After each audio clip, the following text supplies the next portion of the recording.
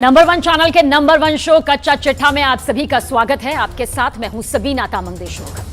कच्चा चिट्ठा में सबसे पहले बात अमेरिका और इजराइल के बीच ऐसी टक्कर की जिसने पूरी दुनिया को चौंका दिया। नेतन्याहू इस वक्त अमेरिका से बेहद गुस्सा हैं क्योंकि माना यह जा रहा है कि जो बाइडेन ने एक तरह से इजराइल को सरेंडर करने को बोल दिया। बाइडेन नहीं चाहते कि अब गाजा के अस्पतालों को टारगेट किया जाए, लेकिन नेतन्याहू ने भी बाइडेन को टका सा जवाब दिया है कि जब तक गाजा को पूरी तरह समतल नहीं कर देंगे, बमबारी यूं ही जारी रहेगी।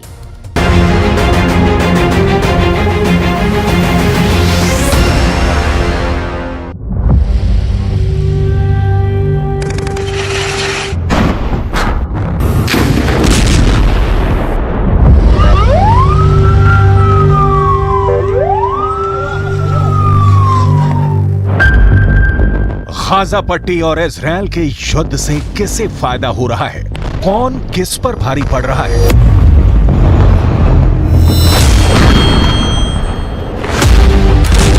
किसका दांव, किसकी बटखनी और चारों खाने चित कौन हो रहा है?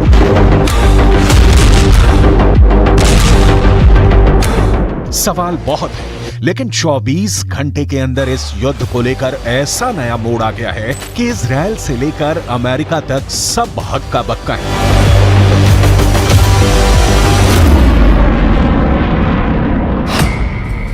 सब पूछ रहे हैं कि क्या अब अमेरिका वर्सेस इजराइल होने जा रहा है? क्या इजराइल अब अमेरिका से लड़ने वाला है? क्यों कहा जा रहा है कि नेतन्याहू का कोड व्हाइट हाउस एक्टिव हो गया है? कोड व्हाइट हाउस यानी सीधा नेतन्याहू वर्सेस बाइडेन होने वाला है।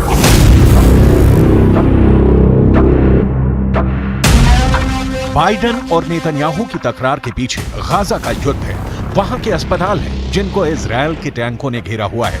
लेकिन अब बाइडेन ने ऐसी बात कह दी है कि इजराइल से ना निगले बन रहा है ना उगले, क्योंकि बाइडेन ने नेतन्याहू को बहुत बड़ी मुश्किल में डाल दिया है। बाइडेन ने कहा है कि गाजा के अस्पतालों का बाल भी बांका नहीं होना चाहिए।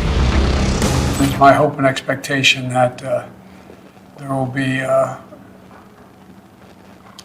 less intrusive action relative to the hospital. We're in contact, and we're with the Israelis. Also, there's an effort to take this pause to deal with the release of prisoners, and that's being negotiated as well. With the Qataris are engaged, and so I remain somewhat hopeful. But the hospital must be protected. Biden ने जो कहा उसे देखकर Benjamin Netanyahu का खून खौल गया। Gaza पर उनकी सेना हर तरफ से हमला कर रही है। गाजा पर इजराइल की बमबारी पर ब्रेक लगना मुश्किल हो गया है। 12,000 से ज्यादा लोगों की मौत के साथ गाजा में इस वक्त कब्रिस्तान की जगह कम पड़ गई है।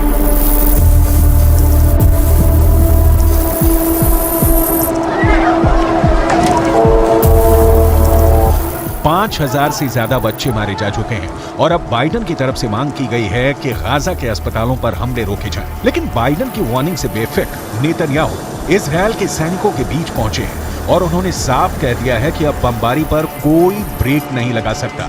गाजा पर तब तक हमले जारी रहेंगे जब तक इजराइल की जीत नहीं हो जाती। פשוט רעים. עכשיו אתם כולכם חדורים באותה מטרה. אנחנו הולכים לנצח. אין פה הפסקות, אין פה חצאי דברים, זה לא מבצע, זה לא סבב. פה הולכים עד הניצחון הטוטלי.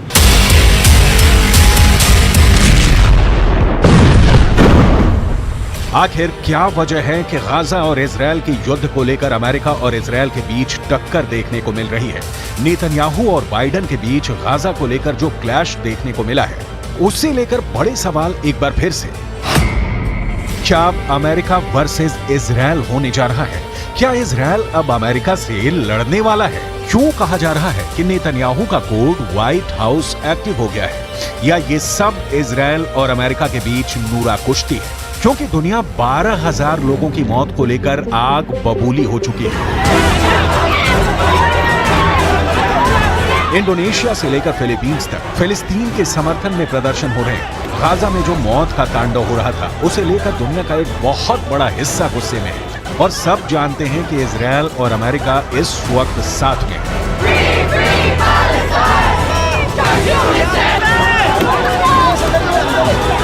Israel is being funded by the United States. The bombs being dropped on Gaza come from the United States. The bullets used on Palestinians come from the United States. The drones used on Palestinians come from the United States. The U.S. has an overwhelming responsibility for the humanitarian catastrophe that is happening now in Gaza. And the U.S. has not called for any kind of meaningful ceasefire that would prevent the carnage that we are seeing. यही हाल Europe से लेकर Australia का है। फिलिस्तीन के समर्थन में यहाँ भी लोग जमा हो रहे हैं, गाजा पर बमबारी का विरोध कर रहे हैं।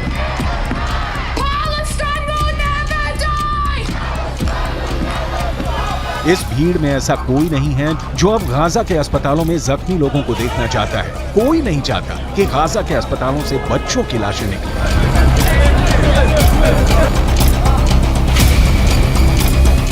You know, between Palestine and Israel can be seen as complex, but what's happening right now is very straightforward, and we need a ceasefire. There's no justification for what's happening right now in Gaza, and that's what we're calling for. यही दबाव अब France से लेकर Britain भी पहुंच चुका है। यहाँ हथियार बनाने वाली उन कंपनियों के खिलाफ प्रदर्शन हो रहे हैं जो अमेरिका को गोला बारूद बेचते हैं और फिर वही हथियार और वेपन सिस्टम इजराइल को पहुंचाए जाते हैं। पूरे यूरोप में मांग उठ रही है कि ऐसी कंपनियों का बॉयकॉट किया जाए जो इजराइल की वॉर मशीनरी को चला रही है। Directly responsible for Palestinian civilian lives being taken, for Palestinians being killed. So this factory assembles key components of the Israeli fighter jets that are used to drop bombs on men, women and children in Gaza. And we are trying to stop its production today. So we are trying to stop workers from going in while we're holding this picket line. And people have been turning around and going home and not going into work. And we're trying to stop deliveries coming in and out. So stop any kind of key product movement, which again, so far we've been successful. अब Gaza और Israel के युद्ध को लेकर America का अचानक gear बदलने के पीछे बहुत से मकसद बताए जा रहे हैं। अमेरिका ने शुरुआत में सीज फायर का विरोध किया था। तब ये भी कहा गया कि इजराइल को पूरा हक है कि वो 7 अक्टूबर को अपने पर हुए हमले के खिलाफ कार्रवाई करे। लेकिन अब गाजा में 12,000 लोगों की मौत होने के बाद और खासकर तब जब बच्चों की लाशें दुनिया के हर मोबाइल फोन तक पहुंच चुकी हैं, अमेरिका गोलीबारी रोकने और अस्पतालों को बचाने की बात कर रहा है।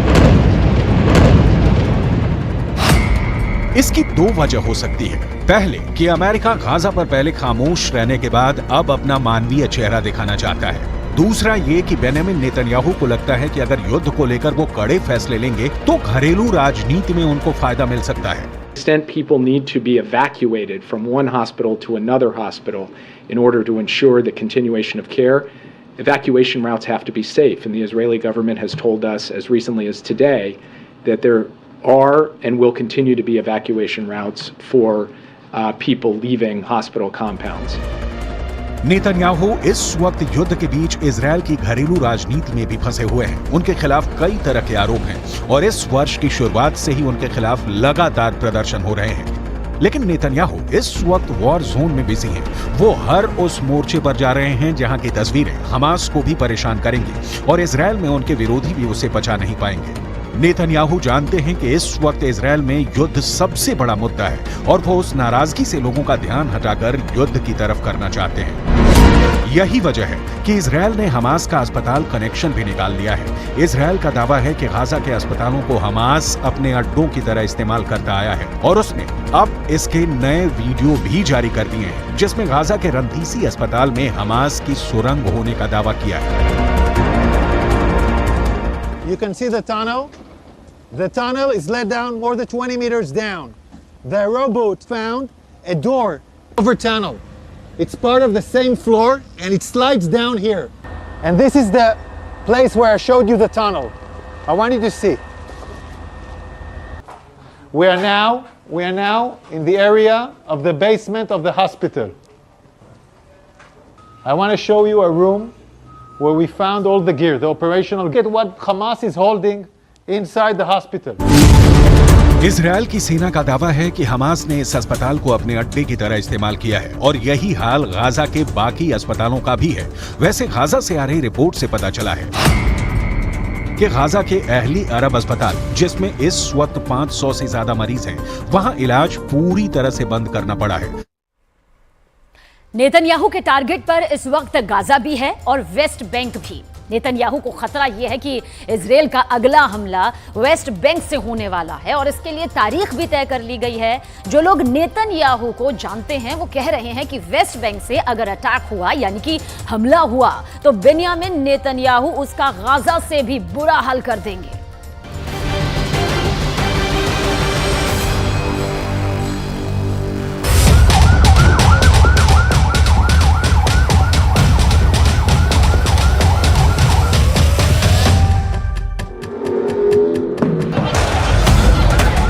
फिलिस्तीन के वेस्ट बैंक के इस अस्पताल के बाहर एक के बाद एक एम्बुलेंस फ्लैश लाइट जलाकर पहुंचती है।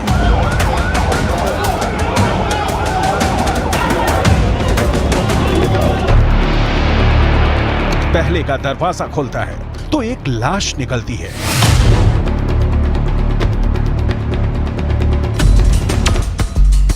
इसके बाद दूसरी एम्बुलेंस, उसका दरवाजा खुलता है तो 2 लाश निकाली जाती है।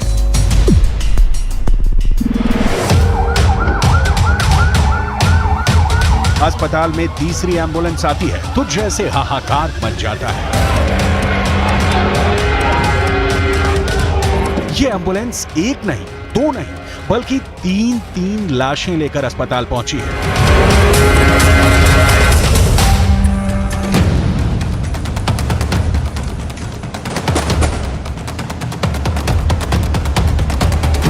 ये है वेस्ट बैंक की गलियां। यहां इस वक्त युद्ध के हालात हैं। ये वेस्ट बैंक के जेनिन का इलाका है। यहां गाजा में हुए हमले के विरोध में लोग इजरायल के खिलाफ प्रदर्शन कर रहे थे, आगजनी कर रहे थे।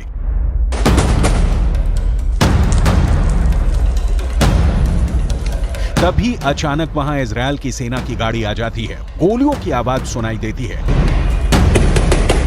और लोग इधर उधर भागने लगते हैं।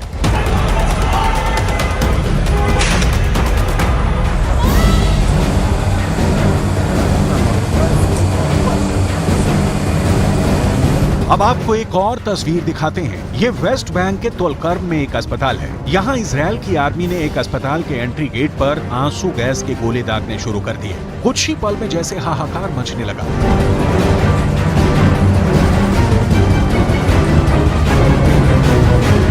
अस्पताल के आसपास में धुआं उड़ने लगा, अफरा तफरी मच गई। लोगों को लगा कि गाजा के बाद अब वेस्ट बैंक पर भी इजरायल की सेना ने हमला कर दिया है।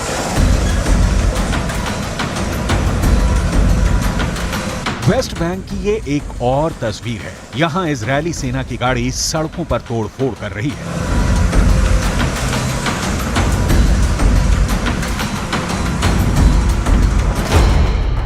ऐसे में ये सवाल उठ रहा है कि क्या इजरायल अब वेस्ट बैंक को दूसरा गाजा बनाना चाहता है? वेस्ट बैंक फिलिस्तीन का वो हिस्सा है जो गाजा से करीब 20 गुना बड़ा है और यहाँ करीब 30 लाख लोग रहते हैं जो फिलिस्तीनी हैं।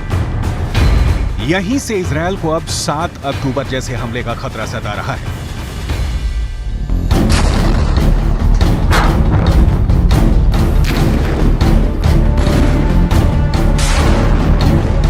गाजा के बाद अब इजरायल की सेना वेस्ट बैंक को टारगेट कर रही है।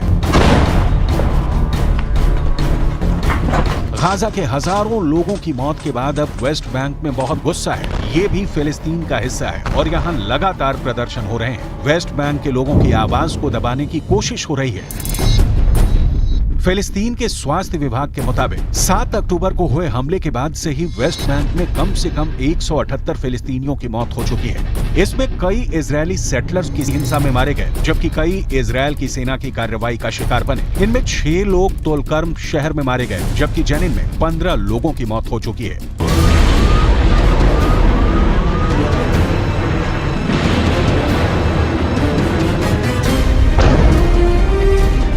ये पूरी दुनिया जानती है कि वेस्ट बैंक कहने को तो फिलिस्तीन में है, लेकिन उसके बड़े हिस्से पर इजरायल की सेना का कब्जा है।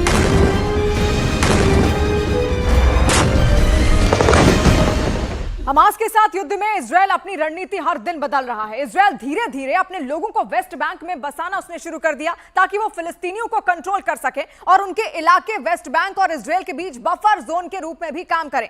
वेस्ट बैंक और पूर्वी यरूशलेम में इजरायल के करीब 7 लाख सेटलर्स रहते हैं, मतलब कि इजरायल की 10% आबादी वेस्ट बैंक है या कहें कि फिलिस्तीन में ही रहती है।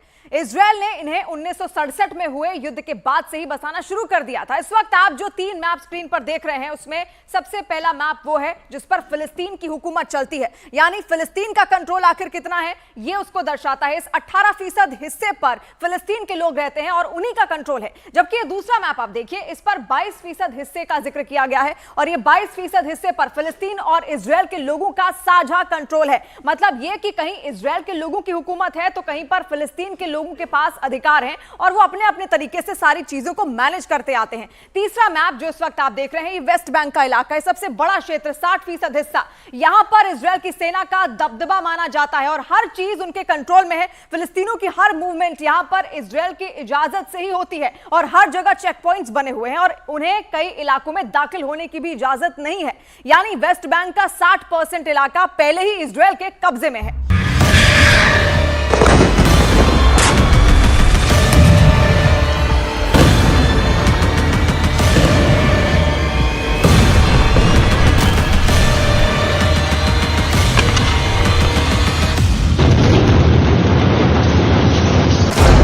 गाजा में इजरायल के विमान तबाही मचा रहे हैं, हजारों टन बम गिरा रहे हैं। इजरायली हमले के बाद गाजा खंडहर में तब्दील हो चुका है। आज पूरी दुनिया में इस युद्ध की चर्चा हो रही है। युद्ध को लेकर दुनिया 2 धड़ों में बंट गई है। एक धड़ा वो है जो इजरायल की इस कार्रवाई को सही ठहरा रहा है, तो दूसरा वो जो इसे फिलिस्तीनियों पर जुल्म बता रहा है। लेकिन गाजा के साथ ही इजरायल वेस्ट बैंक पर आहिस्ता आहिस्ता आगे बढ़ रहा है। वेस्ट बैंक में इजरायल के ड्रोन से मिसाइल हमले किए जा रहे हैं। वेस्ट बैंक के तुलकर्म शहर पर हमला इसी का हिस्सा है। फिलिस्तीन के लोगों का कहना है कि तुलकर्म में ही रेड के दौरान इजरायल की सेना ने 6 फिलिस्तीनियों की हत्या कर दी।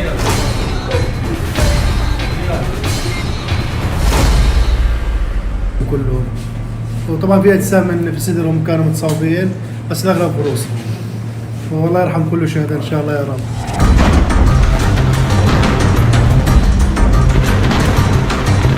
ऐसे में ये बात जाहिर है कि गाजा के बाद इजरायल के निशाने पर अब वेस्ट बैंक है। फिलिस्तीन इस वक्त 2 हिस्सों में बटा हुआ है। एक है गाजा जहां इजरायल का युद्ध चल रहा है, लगातार बमबारी हो रही है, तो एक इलाका पूर्व में है जिसे वेस्ट बैंक कहा जाता है। यहीं पर फिलिस्तीन के बड़े शहर जैसे हेब्रोन, रमल्ला, जेनिन और जेरिको जैसे शहर हैं। इन शहरों पर कहने को फिलिस्तीन की सरकार की हुकूमत है, लेकिन असलियत ये है कि इजरायल इस पूरे इलाके को कंट्रोल करता है।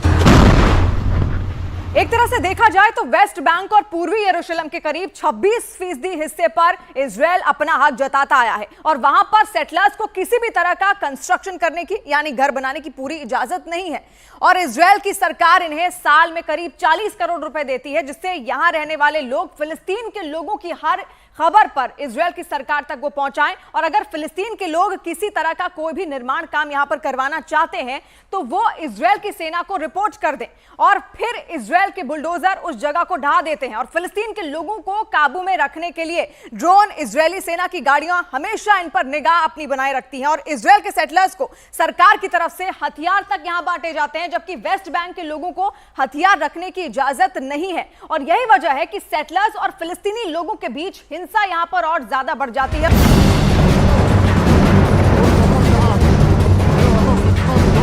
गाजा में 7 अक्टूबर को हमास के अटैक के बाद जैसे ही इजरायल की सेना ने गाजा में युद्ध शुरू किया, वेस्ट बैंक में भी फिलिस्तीनियों पर इजरायली सेटलर्स का हमला बढ़ गया है। 7 अक्टूबर से अब तक फिलिस्तीनियों पर करीब 250 हमले हो चुके हैं।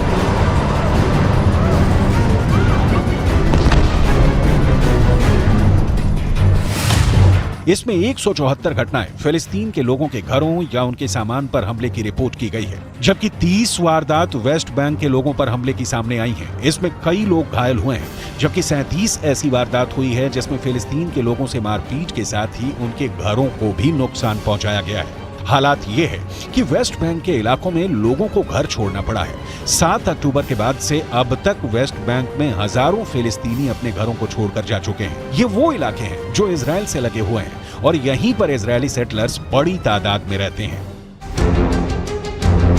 यूएन की रिपोर्ट बताती है कि अक्टूबर 2023 में वेस्ट बैंक में इजरायली सेटलर्स के हमले में अचानक से इजाफा हुआ है। 2021 में जहां रोज एक हमला रिपोर्ट किया जाता था, वो अगले साल 2022 में बढ़कर 2 हमलों का हो गया। अब इसकी तादाद अचानक से कई गुना बढ़ गई है। अब रोज 7 से 10 हमले रिपोर्ट किए जा रहे हैं। फिलहाल इजरायल फिलिस्तीन के दोनों हिस्से गाजा पट्टी और वेस्ट बैंक पर हमले कर रहा है। उत्तरी गाजा में तो उसकी सेना अंदर तक घुस चुकी है और दावा कर रही है कि उसने हमास को यहां से पीछे धकेल दिया है। अब सवाल यह है कि क्या इजरायल को वेस्ट बैंक से भी इसी तरह का हमले का डर है? और यही वजह है कि वो पहले से ही इसकी तैयारी कर रहा है ताकि वेस्ट बैंक की बड़ी आबादी में पनप रहे गुस्से को रोका जा सके। पिछले 24 घंटे में गाजा युद्ध में कुछ ऐसे हालात दिखे जिसे देखकर कहा जा सकता है कि हमास जंग में बुरी तरह हार रहा है। जी हां, मिडिल ईस्ट की मीडिया तो यहां तक दावे कर रही है कि अगर अभी भी अरब देश मिलकर हमास का साथ दे दें तो हमास जंग जीत भी सकता है। लेकिन वहीं दूसरी तरफ इन दावों को रौंदते हुए इजरायली सेना गाजा में हमास की संसद पर कब्जा तक कर चुकी है।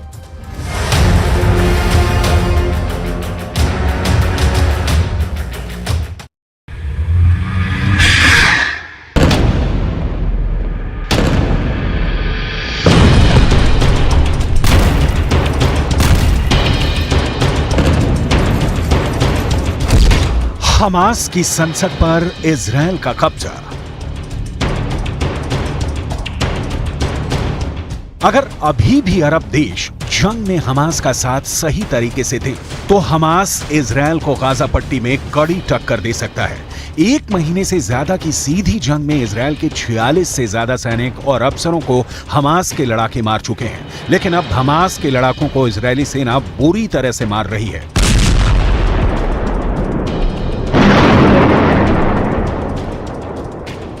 तस्वीरों के जरिए इजरायली सेना ने दावा किया है कि उसने हमास के संसद पर कब्जा कर लिया है, जिसमें कभी हमास के चीफ इस्माइल हानिया समेत टॉप के हमास नेता बैठा करते थे। हम आपको इस खबर की पूरी डिटेल आगे दिखाएंगे, लेकिन पहले आप ये जान लीजिए कि इस वक्त अल शिफा हॉस्पिटल में इजरायली सेना का ऑपरेशन कहां तक पहुंचा है। मार दिए हमास के 8000 लड़ाके। इजरायल ने दावा किया है कि उसने अब तक हमास के 8000 से ज्यादा लड़ाकों को मार डाला है, जबकि उत्तरी गाजा में तबाह इमारतों की संख्या 40,000 के पार पहुंच चुकी है। दावा तो यहां तक किया गया है कि गाजा पट्टी में 1 लाख इमारतें इजरायल की आईडीएफ के टारगेट पर हैं।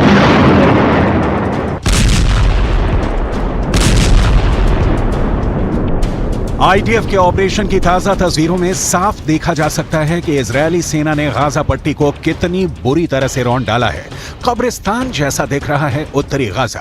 इजरायल के भीषण हमलों की वजह से पूरी तरह से बर्बाद हो चुका है। अब आप ये जान लीजिए कि इजरायल क्यों डंके की चोट पर हमास की हार और इजरायल की जीत का ऐलान कर रहा है। हमास की संसद 7 अक्टूबर से पहले। हमास की संसद की इस पहली तस्वीर को गौर से देख लीजिए। हमास की संसद में हमास के टॉप के नेता और समर्थक बैठे हुए हैं। इस तस्वीर में साफ देखा जा सकता है कि हमास के इस संसद में हमास के राजनीतिक विंग के चीफ इस्माइल हानिया टॉप नेताओं के साथ बैठे हुए हैं। हमास की संसद में इजरायली सेना। अब आप दूसरी तस्वीर देखिए। हमास की संसद में जिस तरह हमास चीफ इस्माइल हानिया बैठता था, उस जगह पर इजरायली सेना के कमांडर और सैनिक मौजूद हैं। इजरायली झंडे के साथ हमास की संसद में इजरायली सेना जीत का जश्न मना रही है। इस तस्वीर के जरिए इजरायली सेना दुनिया को दिखा रही है कि गाजा में इजरायली सेना जीत गई है। इन दोनों तस्वीरों को साथ साथ देखने से साफ संकेत मिलता है कि कहीं ना कहीं हमास का कंट्रोल गाजा में कमजोर पड़ रहा है। इजरायली मीडिया की रिपोर्ट के मुताबिक आईडीएफ के गोलानी ब्रिगेड के सैनिकों ने 13 नवंबर 2023 को एक ऐतिहासिक तस्वीर पोस्ट की है। इस फोटो में गाजा में हमास संसद भवन के अंदर इजरायल का झंडा दिखाया गया है। फोटो में सैनिकों की टीम को हमास के संसद भवन में गर्व से इजरायली झंडे लहराते हुए देखा जा सकता है। האכזרית של החמאס. הרמטכ"ל וראש השב"כ נפגשו עם אורי ומשפחתה במפגש מרגש מאוד. החזרנו את אורי הביתה. חמאס מפעיל טרור פסיכולוגי נגדנו. הוא רוצה שנפיץ אותו, הוא רוצה להכאיב לנו. דווקא בגלל זה अरब देशों की गद्दारी, हार रहा हमास। 27 देशों से बनी अरब लीग और 57 देशों से बना मुस्लिम मुल्कों का संगठन OIC जंग में हमास का साथ देने के दावे तो खूब किए, लेकिन ईरान और लेबनान को छोड़कर कोई भी मुस्लिम मुल्क हमास को सीधी मदद देने को तैयार नहीं हुआ। इधर दूसरी तरफ हमास के 45,000 लड़ाकों पर इजरायली सेना यमराज बनकर टूट पड़ी है। अकेले हमास के ही 65 से ज्यादा टॉप कमांडर मारे जा चुके हैं, जबकि हिजबुल्लाह के भी 80 के करीब लड़ाके लेबनान से लगती इजरायली सीमा पर मारे गए हैं। हमास की भयानक हार और गाजा की भीषण तबाही के लिए बहुत हद तक अरब देश जिम्मेदार हैं। अरबी मीडिया के अल अरबी अल जदीद की एक रिपोर्ट के मुताबिक हमास का साथ देने में 57 देशों से बना मुस्लिम मुल्कों का संगठन OIC बुरी तरह से फेल हुआ है। हैरानी की बात यह है कि गाजा में इजरायल के भीषण हमलों पर अरब देश मिलकर भी कोई कड़ा एक्शन नहीं ले पाए हैं। अरब मीडिया का दावा है कि जिन मुद्दों पर मतभेद थे उनमें इजरायल को हथियारों और गोला बारूद की सप्लाई के लिए अरब देशों में अमेरिका और बाकी सैन्य अड्डों के उपयोग पर रोक लगाना शामिल है। साथ ही इजरायल के साथ अरब राजनयिक, आर्थिक, सुरक्षा और सैन्य संबंधों पर रोक लगाना और दबाव बनाना भी शामिल था। लेकिन एक भी मुद्दे पर OIC सख्त फैसला नहीं ले पाई। यहां तक कि इजरायली कब्जे का विरोध करने वाले संयुक्त बयान में शामिल होना चाहिए था, वो भी नहीं हुआ।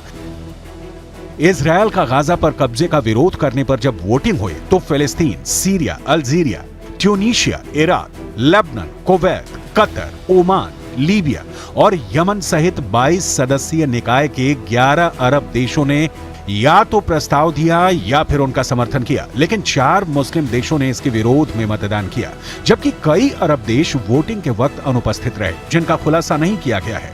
दावा किया जा रहा है कि सऊदी अरब ने इजरायली हमलों के खिलाफ वैसा सख्त एक्शन नहीं लिया है जैसी उम्मीद की गई थी।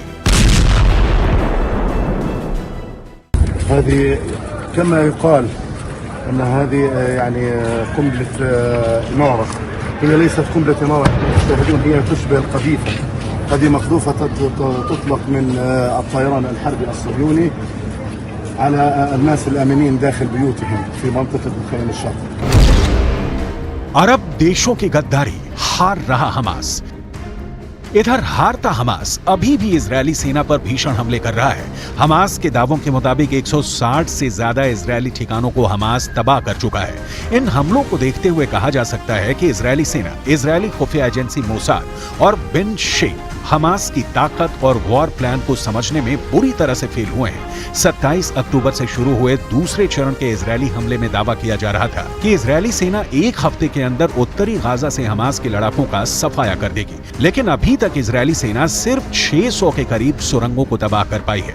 इधर हमास ने फिर दावा किया है कि उसके लड़ाके इजरायली सेना को उत्तरी गाजा में हरा देंगे। आखिर हमास इतने बड़े दावे कैसे कर रहा है? कुछ खबरों में यहां तक दावा किया गया है कि हमास के लड़ाके इजरायली सेना की वर्दी पहनकर हमले कर रहे हैं।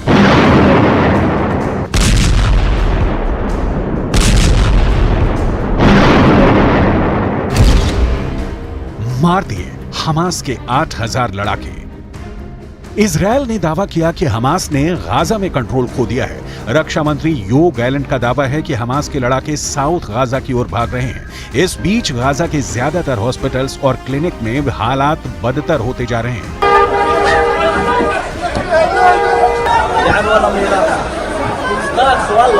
अल शिफा हॉस्पिटल के आसपास भीषण जंग चल रही है। कुछ हॉस्पिटल और मस्जिदों के बेसमेंट और सुरंगों में हमास के ऐसे हथियार और वॉर प्लान मिले हैं जिसे देखकर इजरायली सेना हैरान रह गई।